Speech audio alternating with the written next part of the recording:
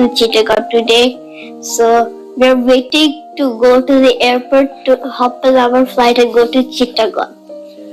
So আমরা আজকে চিটাগাং যাচ্ছি এই জন্য সোশ্যাল মিডিয়ায় অত্যন্ত জনপ্রিয় এবং পরিচিত দম্পতি ডক্টর সুষমা রেজা এবং ডক্টর সাইদুল আশরাফ কুশাল তাদের দীর্ঘ দম্পতি জীবনের ইতি টেনেছেন।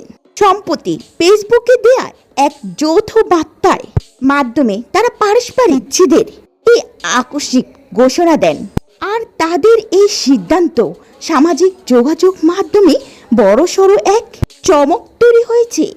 কেনই বা হবে না, দীর্ঘদিন ধরে তারা যৌথভাবে দাম্পত্যের টানাপোড়েন ও তার সমাধান নিয়ে কন্টেন্ট তৈরি করত, যা নেটিজেনদের কাছে বেশ জনপ্রিয় হয়ে উঠেছিল। যারা কিনা আজ পর্যন্ত অন্যের দাম্পত্য জীবনে সমাধান করে দিত, তারাই কিনা আজ বিচ্ছেদের পথে।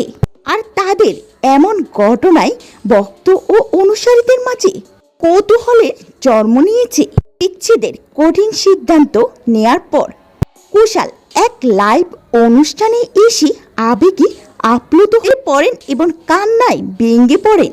তিনি জানান ডক্টর সুষমা তাকে কোনো কারণে ভুল বুঝেছে এবং তিনি যে কোনো মূল্যে সুষমাকে আবারও নিজের জীবনে ফিরে পেতে চায়। এছাড়াও তাদের সংসারে রয়েছে 3 সন্তান। তাদের বা এখন কি হবে, তাই তিনি অত্যন্ত আবেগের স্বরে বলেন, সন্তানদের জন্য হলেও তুমি ফিরে আসো। অন্যদিকে সুষমার পক্ষ থেকে জানা যায় জীবন খুবই ভঙ্গুর, তাই নিজের পরিবারকে সময় দিন এবং প্রিয় মানুষের হাত শক্ত করে ধরে রাখুন। এই 2 বাক্যের কথা দিয়ে সুষমা এটাই বুঝিয়ে দিল, সময় থাকতে সময়ের মর্যাদা না বুঝলেই যা হয়। ওমরের খুব শখ পাইলট হওয়ার, তো আমি আজকে ওমরকে প্রথম প্র্যাকটিক্যাল ট্রেনিং দিব কিভাবে পাইলট হওয়া যায়। পাইলট হওয়ার সাইকোলজিক্যাল ট্রেনিং আমরা এটাকে বলতে পারি। তো আমরা কি করব, আমরা ঢাকা থেকে চিটাগাংয়ে যাব, আমরা প্লেন দেখবো, প্লেন ছুঁয়ে দেখবো, ট্রেনে যারা কাজ করছেন পাইলট, কেবিন ক্রু সবাইকে আমরা কথা বলবো ওনাদের সাথে, আমরা এয়ারপোর্টে ঘুরে দেখবো। প্ল্যানটা হচ্ছে ভিজুয়ালাইজেশন, যে জিনিসটা আমি ভবিষ্যতে আমি হতে চাই সেই জিনিসটা আমি যেন এখনই ভিজুয়ালাইজ করতে পারি ছোটবেলা থেকে। যেহেতু ওর পাইলট হওয়ার প্রতি ও প্রচন্ড রকম ইচ্ছা এবং ওর একটা অবসেশন প্লেনের প্রতি, পাইলট হওয়ার প্রতি। তো আমরা আজকে এই ট্রেনটা দিব। ভিজুয়ালাইজেশন খুব ইম্পর্টেন্ট একটা জিনিস। আপনারা যে সাবজেক্টই পড়ছেন না কেন, একটা জিনিস মনে রাখবেন যে knowledge is all about visualisation.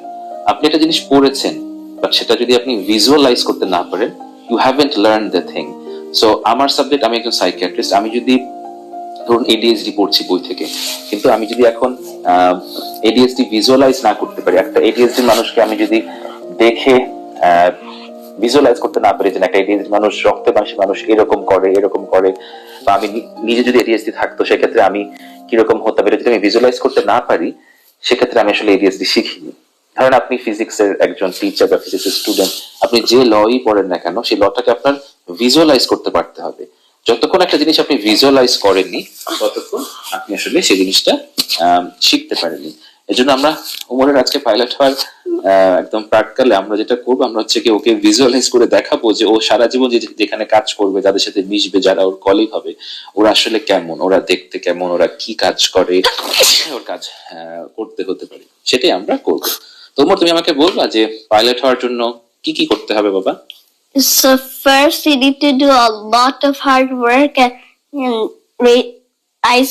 rise up your confidence, and you could become a pilot.